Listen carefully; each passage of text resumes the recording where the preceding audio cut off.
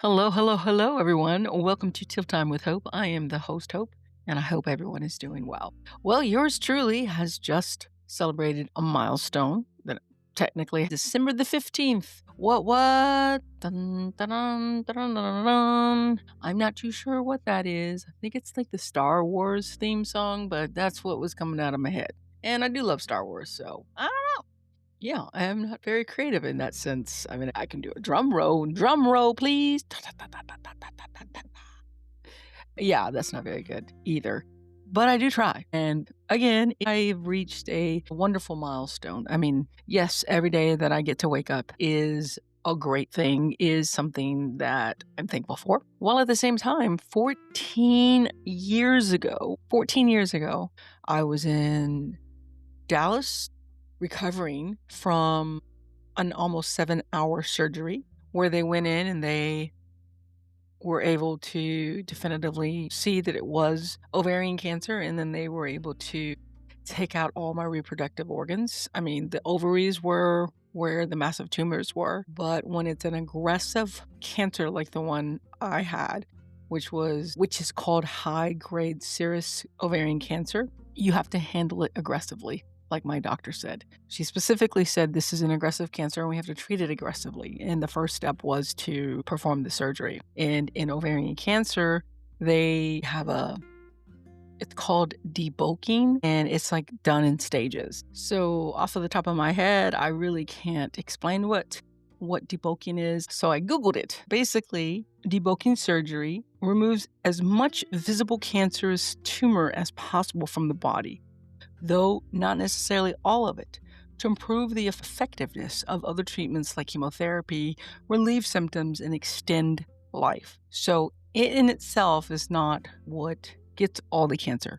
So debulking is common for advanced cancers like ovarian, colorectal, or peritoneal cancers, where the goal is to shrink large tumors to allow better drug access to smaller ones, or to relieve obstructions. Success is often measured by the amount of remaining tumor, aiming for optimal, less than 1 centimeter, or complete, no visible tumor debulking. And that, y'all, is what the doctor told me. She's like, I got everything out that the human eye could see. Now we're going to let chemotherapy do the rest. And let me tell you, it did a really good job of doing the rest, to the point where I thought that was going to be what I die from. I really, really, really did. It was that horrible of a treatment, but I'm not going to get into that right now. I just wanted to let y'all know that I am so grateful to still be here 14 years later. And yes, it is a milestone because unfortunately, statistics aren't in our favor. I am one of those people that are like, I don't really give in to statistics, while at the same time, it's important to understand statistically where people are when it comes to the stages, right? There's stage 1, stage 2, stage 3, stage 4, and each stage has like ABC. So I had stage 3C, which was right on the cusp of turning into stage 4. And the reason I believe that it didn't turn into stage 4 is because it hadn't spread to other organs. They took out 17 lymph nodes to make sure that there were no signs of cancer in my lymph nodes. And by God's grace, really, there wasn't. Honestly, I don't know if it was stage 4, if it had gone into my lymph nodes, if I'd be here today. That's a hard one, especially 14 years ago. There are more things coming out with helping cancer patients in treating them, not just chemotherapy, not just radiation. By the way, I did not get radiation. I can't remember specifically why ovarian cancer patients typically don't get radiation. It is down in the nether regions, so maybe it's a protective measure. However, what do I know? I mean, I've done a lot of research, but I don't want to give bad information. So I just went real quick to find out. So basically, there are newer, more effective platinum-based chemotherapy and surgeries. And surgery are standard, and broad radiation to the abdomen is often ineffective against widespread disease and can damage intestines. So it's kind of right. Because, whether it's down under in the private sector, you will, a wink, wink, you know what I mean? Or if it's the intestines, right? So it makes sense that you don't want to mess with things down there. Radiation is now reserved for specific situations like localized recurrences, treating areas surgery can't reach for palliation, symptom relief, especially for pain, as modern techniques improve. And this is coming from the Mayo Clinic and Cancer Research UK. So yeah, looking back, I'm like, I'm so glad I didn't get a double dose because that's hard for those who go through chemotherapy as well as radiation. But some of the newer things that just weren't accessible back then is the targeted therapies and antibody drug conjugates, which offer more precision than traditional chemotherapy. Mind you, I did have a targeted chemo treatment called IP chemo treatment, but I prefer not to go back to the PTSD of what that did to the body. It is, from what I understand, something that isn't used a lot today because the benefits, there just wasn't a great benefit from putting the patient through um, a strenuous chemo treatment. Because y'all, people, ladies and gentlemen, IP chemo went right straight into the abdomen. So when I woke up, I felt something in my left abdomen area, and I really thought it was a scar tissue. I honestly I don't know. And I am sure when I was on morphine, my doctor probably said something about, hey, there's a port in your abdomen. If you feel something, yeah, that's what it is. But I was really high on morphine, so I probably missed that part. But I remember specifically having, I believe it was lunch or something with two friends that surprised me. It came from Houston to see me. And when they said if I was strong enough, they wanted to go to a restaurant not far away from where my mom and my stepdad lived. So I said, okay. I was feeling strong enough. I mean, I wanted to stay in the bed. I really did. You just can't understand what going through chemo is like unless you've been through it truly, truly, because it just depletes you of pretty much everything when it comes to energy and strength and stuff. So, but my mother was eager for me. I think she was happy that my friends were coming to see me because she was watching me lose weight. She was watching me lose energy and strength. And she seemed more excited than me that my friends came for a surprise visit. It was so funny, y'all, because she was like, okay, put your beanie on, because of course I had lost all my hair and I didn't want to go in public bald. I commend people who are okay with that, but I didn't want to do that. So I always covered my head with a handkerchief or with a beanie. Earlier, she's like, hey, let's go to Walmart. You can walk around, which is good for me to walk around after treatment. And I was like, okay. And then she came into my she came into the room and she just threw the beanie at me, not like in hard, bad way or anything. She just threw it at me. She goes, "Oh, put your beanie on. Let's go." And I was like, "Man, my mama wants to go to Walmart bad." And then when I got up and went into the living room, there were my two friends that totally, totally, truly surprised me with their visit. At any rate, when we were at the restaurant, and big shout out to those friends, you know who you are. I will always be grateful for y'all visiting me like that. And so we're sitting there at the restaurant, and I told them that I had maybe a scar tissue in my abdomen because I could feel something there. And I had no clue that that was actually a port that they would be putting chemo in. And yeah, it would be going in raw. They would warm it up, and then the chemo would go raw into the cavity of where they first found the cancer or where the cancer was taken out of or something like that. So they would put me in a bed, and I would have to rotate 15 minutes on each side and then on my back, and just like a rotisserie chicken, really. So yeah, that was not fun. Definitely don't recommend it. So to know that I've gone through all of that, y'all, in these 14 years, in this journey, to have gone through that surgery, to have gone through that horrible treatment, to undergo such excruciating chemotherapy, and then to make the decision that, I think this is going to kill me. I really, really do. I don't think it's going to be cancer. I think it's going to be the chemo. And to make the choice to say no more. I'm not going to do this anymore because it's about quality over quantity. This isn't living. I can't get my head up. I can't get out of the bed. This is not the way I want to live. So I'd rather stop the treatment and let my body heal. And that's what I did. I mean, I gave the VA 2 more treatments in the pick in my right arm. But as for the IP chemo treatment, no. I was like, I don't want you anymore. I wouldn't want to be ya. Oh, and the doctors were like, hey, your CT scan is great. Your blood work's great.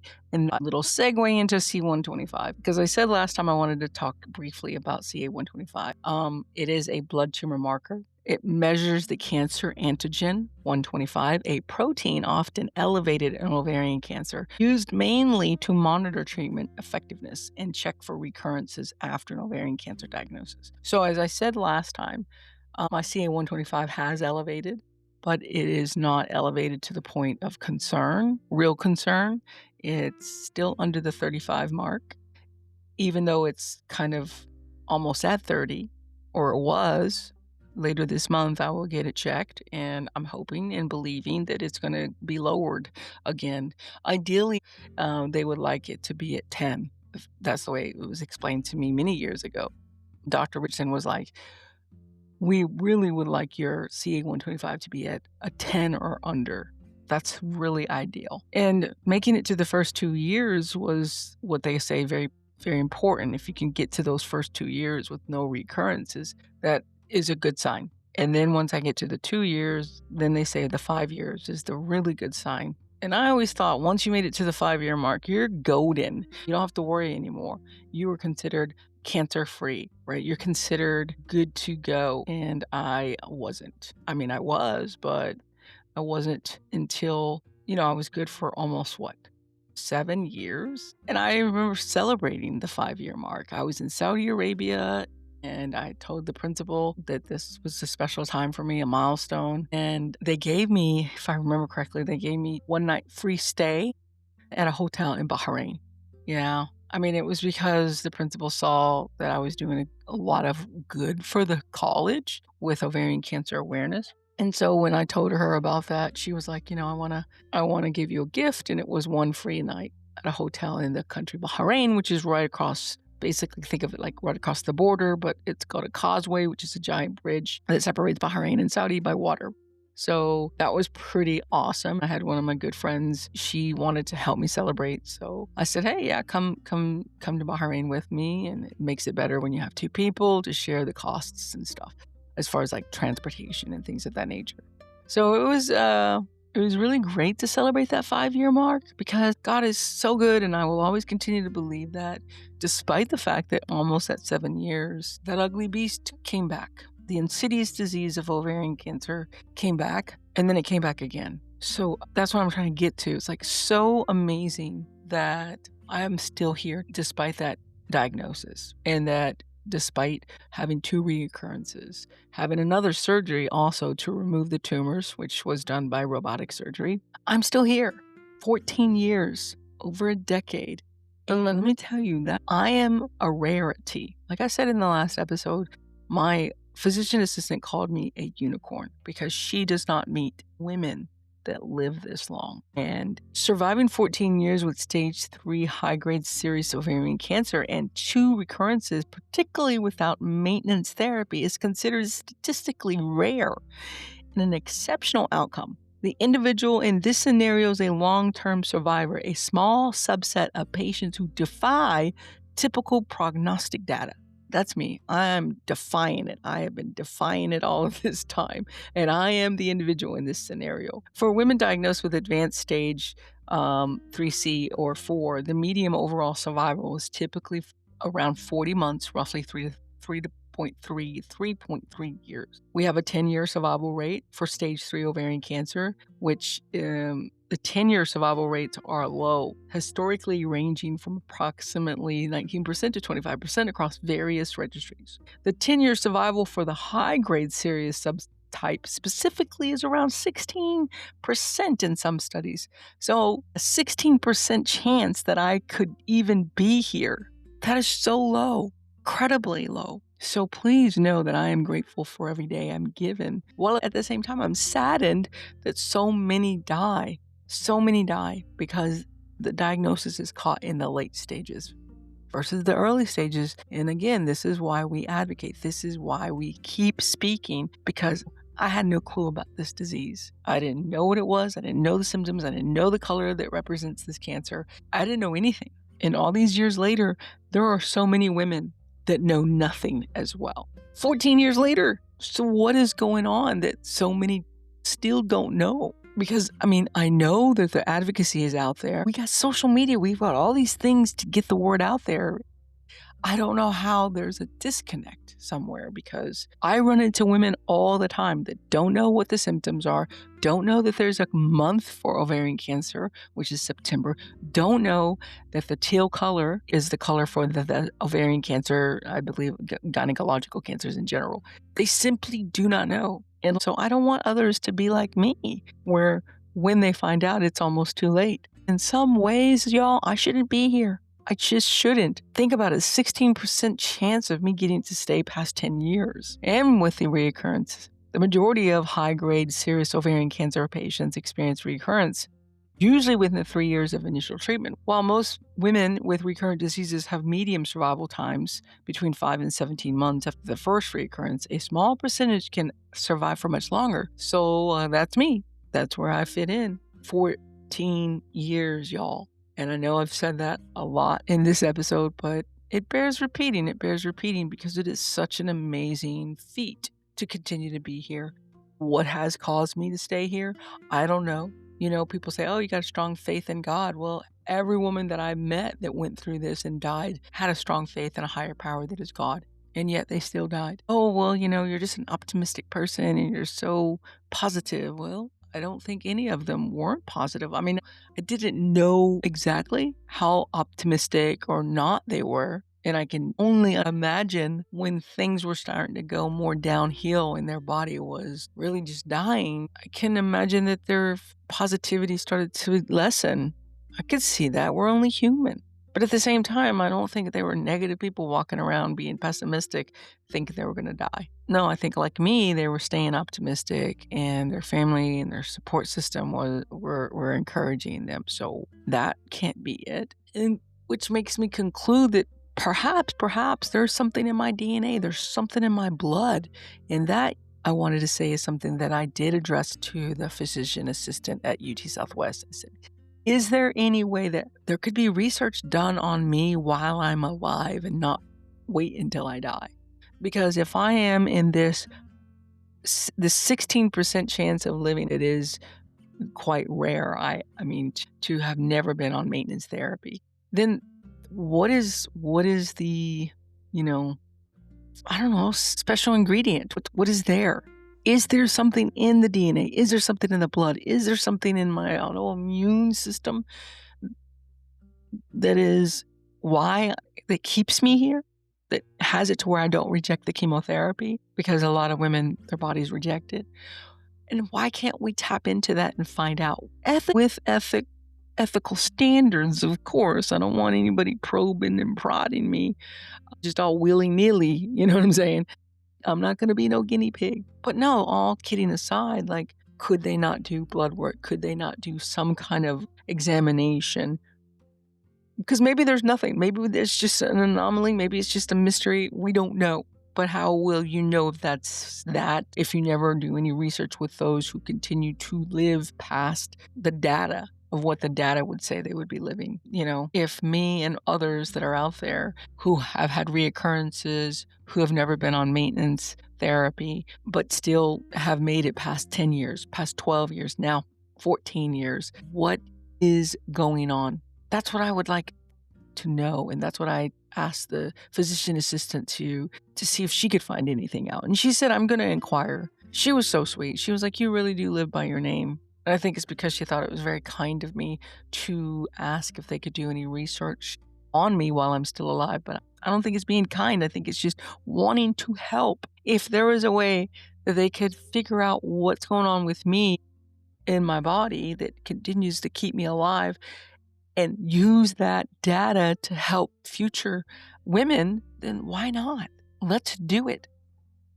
Again, with ethical standards put in place. I don't want them to be like rubbing their hands together going, we are going to inject her and probe her and prod her and, you know, blah, blah, blah, blah, blah, blah. No, you're not. A little blood work would suffice, no? Or some kind of examination where they're not probing and prodding. I can't emphasize that enough. I don't want people probing and prodding on me. I've had enough of that through the years with blood work and MRIs and x-rays and CAT scans and PET scans and partridge in a pear tree. Seriously. I told the physician assistant, if it's not being done right now, maybe we need to start it. Maybe we need to start a database to collect this information, because even though there are a small number of us, there's still more than one, more than two. I have to believe there's a good handful or more that are around, even though that's still a small number compared to how many women do die due to the late stage diagnosis and the fact that cancer keeps returning. You know what I'm saying? No, seriously. I am excited to see if there's anything that can help when it comes to stuff like that. It would be so amazing if I could be able to give back in that way, in addition to the advocacy and all the awareness that I try to do. And I got to get some new symptom cards since I started doing part-time Ubering again, so I can share my story a little bit, give people the podcast information, and include those symptom cards so women can be aware. It may be a small part, but a small part is still very vital and important because it can help. I do believe that. So as I celebrate 14 years of the cancerversary, it is also motivation to keep continuing to press forward and wake up more and more grateful every day that I'm still here, while also continuing wholeheartedly with the advocacy. I know that I'm still here for a reason. I just have to figure out what God wants me to do outside of podcasting and spreading awareness and writing a book. I really feel like there's so much more I could keep doing or could be doing. And when I hear the stories of women that come on this podcast, it just inspires me so much. It makes me wonder, like, why am I not doing more? I know that's just me being hard on myself, but seriously, these women are just so passionate about what they do and the things that they are working on in the field of ovarian cancer awareness and advocacy and research within their organizations. And I look forward to hearing from others as we go into 2026. I really do. And I'm always putting it out there, y'all. If you know somebody that would like to be a guest to share their story, if you yourself would like to be a guest and share your story, please reach out to me. I'll put my contact information in the show notes of this episode. I really mean it. It may be a wee podcast, but it's a wee podcast with heart, with a giant teal heart. And sharing stories can make such a difference. I will always continue to believe that. Please don't forget to rate, review, and follow if you haven't already. And also share this podcast with others, because wouldn't that be amazing if we could get more people listening to it and get more stories out there, even though I'm such a small podcast and I'm not affiliated with any organization.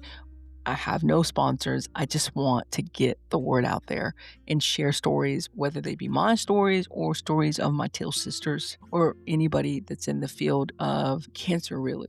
Mental health, menopause, so many different aspects of navigating through cancer, specifically ovarian cancer. Before I forget, there's two things I wanted to add. I want to thank all those that have supported me from the very beginning. They know who they are. Y'all mean the world to me. My heart is truly touched by your care and your love that has been there just since the beginning, really.